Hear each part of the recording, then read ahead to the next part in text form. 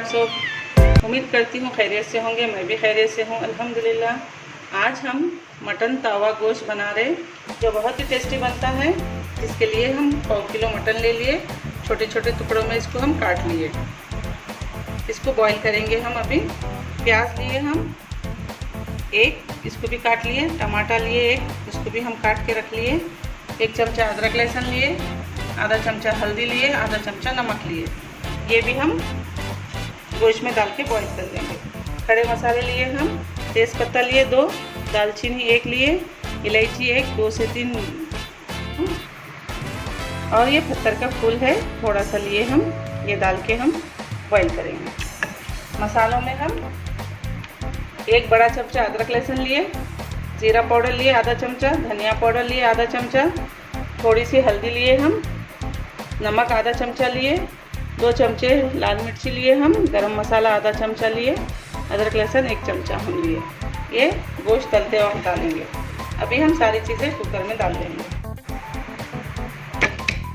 गोश्त डाल लिए हम, टमाटर प्याज भी डाल लेंगे, और ये जो हम बताए थे नमक अदरक लहसुन हल्दी ये भी डाल।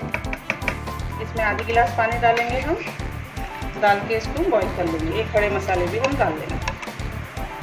हम गोश्त को गला के निकाल लिए।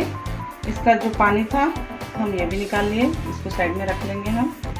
अभी हम तेल डालें 100 ग्राम तवे में। अभी ये गोश्त डाल देंगे। बिस्मिल्लाहिर्रहमानिर्रहीम। इसको फ्राई करेंगे।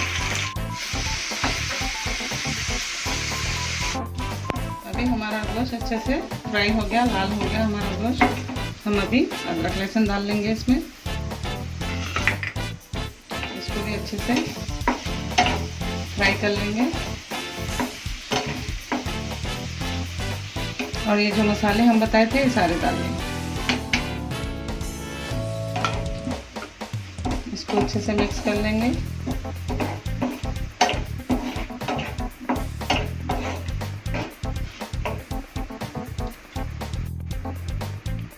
ये भी डाल लेंगे पानी।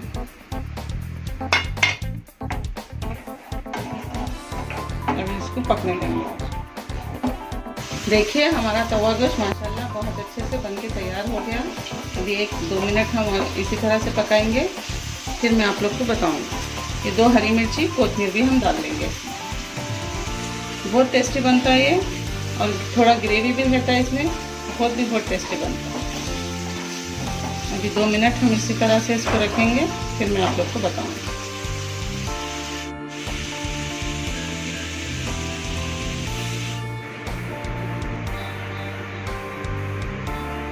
देखिए फ्रेंड्स, अभी हमारा तवा गोश्त बनके तैयार है। बहुत आसानी के साथ ये बन जाता।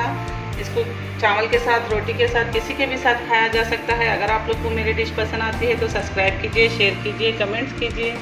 जज़ाकल्लाह।